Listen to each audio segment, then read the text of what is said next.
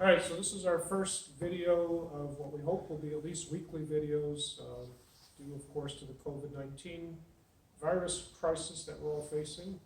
We can't meet here at the Peaceful Dragon and do our instruction as we normally do, but let's do it via video and Zoom and so forth, and hopefully we'll see some of you at the park until and unless they tell us we absolutely can't do that, but as of the moment, good for us to get outside and exercise, so we'll be doing park practice sessions as well.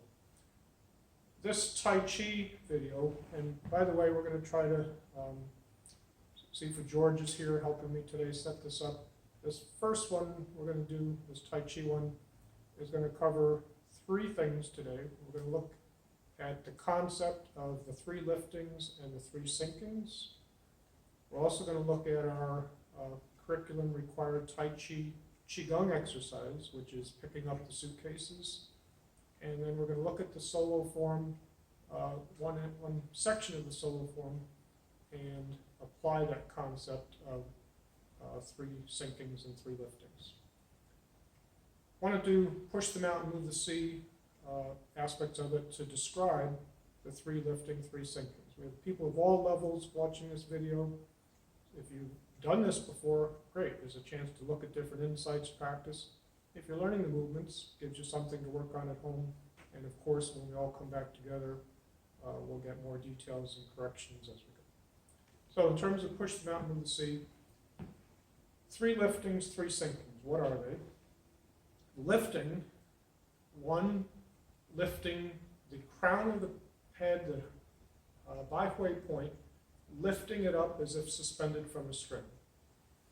Two, lifting the tip of the tongue to the roof of the mouth, gently, lightly behind the teeth. Three, lifting what's called the Huiyin point or the perineum point, directly between the legs, a slight lifting, not clenching tightly, but feeling of lifting as you're doing your Qigong or forms or whatever it is you're practicing. So three liftings: lift the crown of the head, lift the tongue, lift the Huiyin point. Three sinkings: sink the elbows, sink the chin slightly, sink the breath and the qi to the lower dantian, below the navel, center of the body. So again, sinking, chin slightly sinks, not way down, but just slightly. That elongates the back of the neck. Elbows, never lifting the elbows, holding them outward, but sinking them downward, even in an extended move. Let's say I'm doing single whip. Too many people, they extend it versus remembering to sink the elbows. So I don't sink them way down, I still keep the form, but I'm purposely thinking of sinking and dropping the elbows downward. And finally, of course, we're all breathing 24 hours a day, but we're purposely, consciously thinking of sinking the qi and breath downward. So rather than bringing air up and thinking high breathing here, we think of breathing down here, and rather than thinking of qi, everything just drops down to your energetic center, and your diaphragm moves when you breathe to the belly, and we think of sinking everything down. So, push the mountain, move the sea. First move, inhale. Well, even as my hands are going up, what am I sinking? Well, I'm sinking my elbows. Notice my elbows aren't here, they're down. I'm slightly sinking my chin. I'm not head up here. And even as I'm inhaling, I'm still thinking qi sinking downward. So everything has to be in accord with three sinkings, the three lifting. Now my hands drop. Well, even as the hands drop, what am I lifting? Huiyin point still slightly engaged. Lifting the crown of the head. What am I leaving out? Also lifting tongue connected to the roof of the mouth. So it's not a function of this move up, this move down. It's a function of energetic coordination regardless of the moves. And let's just do push the mountain, move the sea together. If you're following along and want to practice, if it's instructional, you can learn one or two moves at a time on your own. Don't try to do too much, and we'll look at the form as we go.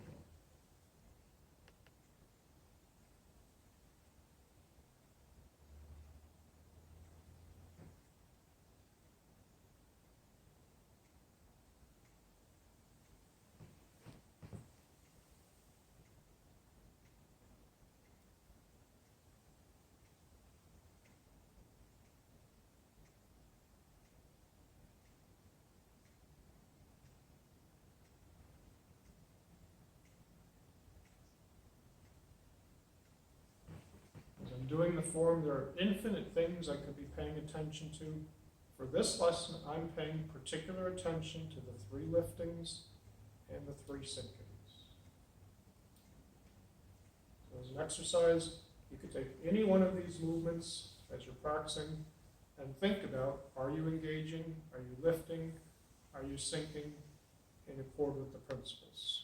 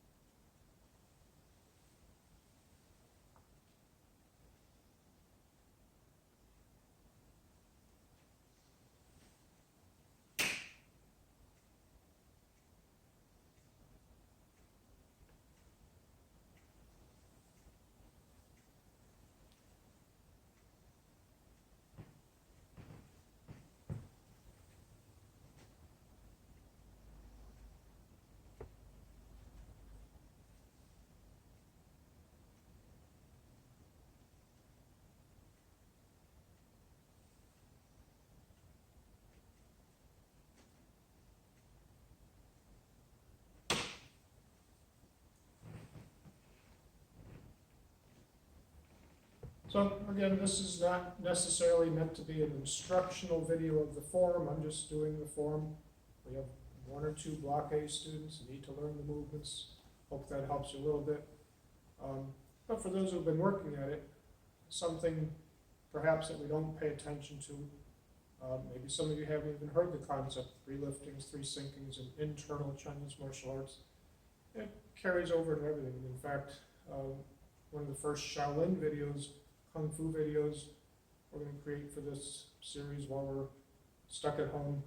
Seafood George is going to talk about the 3 liftings, 3 sinkings, even within your Tan Tui or any other form. So while it's considered an aspect of Chinese internal martial arts, as we know, internal, external, they all come together in good Shaolin and Tai Chi, Bagua, and so forth. All right, next we have our Tai Chi Qigong exercise of picking up the suitcases. I always feel it's a little bit misnamed, unless maybe you're very, very, let's just say, 100 years old, can't bend down much, then maybe you're picking up the suitcases like so. And that's fine, or maybe you actually have knee issues or arthritis or something. But for the otherwise healthy adult, when we pick up the suitcases, we want to go deeper than the typical suitcase handle would be. So if a normal suitcase handle would be here, that's fine, but really, if you're able, you want to let yourself go down quite a bit deeper, as long as you're keeping a straight line from the tailbone to the head. It doesn't need to be perpendicular to the floor. Most of us can't go too much deeper than this. with the back perfectly straight up and down, but we can allow going deeper as long as the back doesn't hunch and curve, or you're not bending from the waist. We can sink down deeper, keeping your head up, and like so. So, called picking up the suitcases, but for some of us, we try. Maybe it's more like picking up a hand weights or something instead of a pair of hand weights. You're trying to bend down like you're going to pick up the hand weights and lift them back up. Well, first, why this exercise? It's very clear if you start doing it, it's developing your leg strength, root, and stability there. It's also training us to make sure we don't get that bad habit of hunching and leaning from the waist. If we hunch the back, it blocks chi flow. We keep the back in a, it's got an S to it, S curve, but we keep that as lined up as possible, good movement of chi, space between the discs, and so forth. So, I'll do it facing front a couple times, and I'll do it facing side.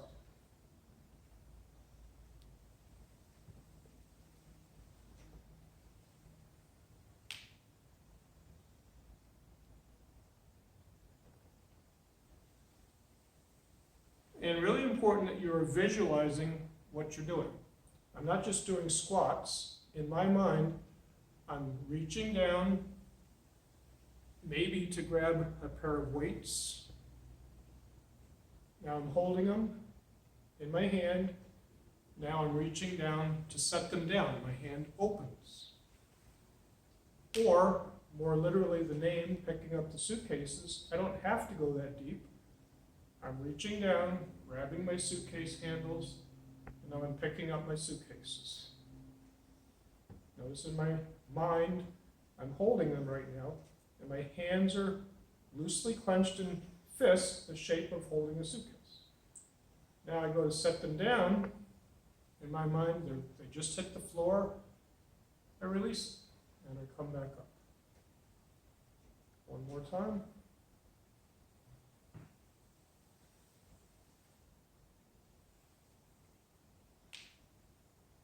Now I could stop there, but I'd be holding these suitcases for the rest of my life there, so I have to put them back down.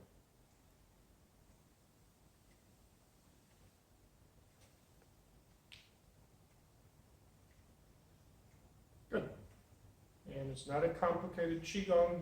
The movements, none of them are complicated, but again, we can look at all the other concepts. Am I making sure I'm adhering to the principles of yin and yang? Am I following the principles of 3 liftings, 3 sinkings? Every activity we do has those details that we can, as we progress, delve more deeply into. And then the last thing I want to cover for this week, for this Tai Chi section of our video shooting, for those of you working on the solo form, bringing a couple of examples of how to look for the 3 liftings and 3 sinkings in your solo form. So I'm going to look at today Repules the Monkey. So here I am in back stance. Well, what are the 3 liftings? Crown of the head, so I can't be slumped like so. Crown of the head lifting, tongue to the roof of the mouth, making that energetic orbit connection, and then lifting the Huayin point so that there's that perineum slightly lifting, creates an internal kind of tension in the dantian area. What are my sinkings? Well, I've got to not lift the chin, because that drops the crown of the head. I lift the crown of the head and slightly sink the chin. Then my elbows, I can't have my elbows here, I've got to sink my elbows. So elbows sink. And then my breathing, I can't breathe to the chest and keep tension up by my heart. I have to let my heart sink, chest and breath and chi sink to the dantian. Then I'm ready to repulse the monkey. Palms turn, yin and yang. As I step, middle finger slides under middle finger into back stance. Palms turn.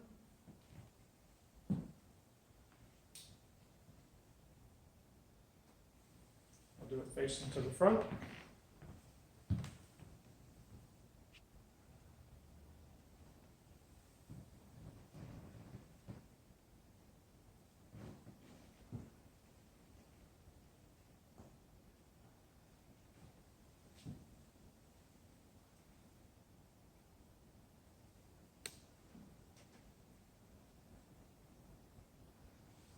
and the height of the hand as if piercing the throat. It can be the eyes to the throat in application.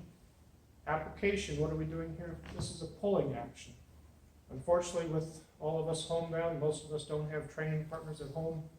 We're not going to focus a lot on self-defense techniques or applications in these videos. We're going to try to focus on things you can work on for yourself. But do realize this is a pulling action. So if I grab the opponent around the arm, catching behind, pulling the opponent into the piercing strike. So it's a yin and yang, pulling and extending action simultaneously. And then what a lot of people struggle with is the step right after your third Repules the Monkey. So I want to just detail that. When we get to here, hold the ball left, look over your right shoulder. When you step, heel touches, intermediate posture, feet turn out, back foot pivots, slant flight. So putting that together,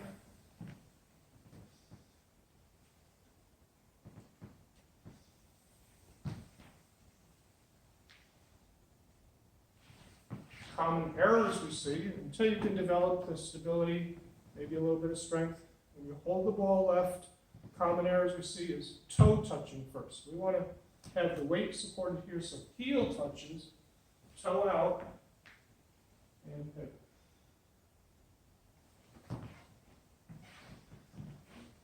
Good, all right, hope you're all staying healthy at home. Hope you really are paying attention to the advice of the experts. Keep you and your family safe. Maybe we'll get a chance to see some of you training in the park. Definitely want to see you all on Zoom, and talk to you next time.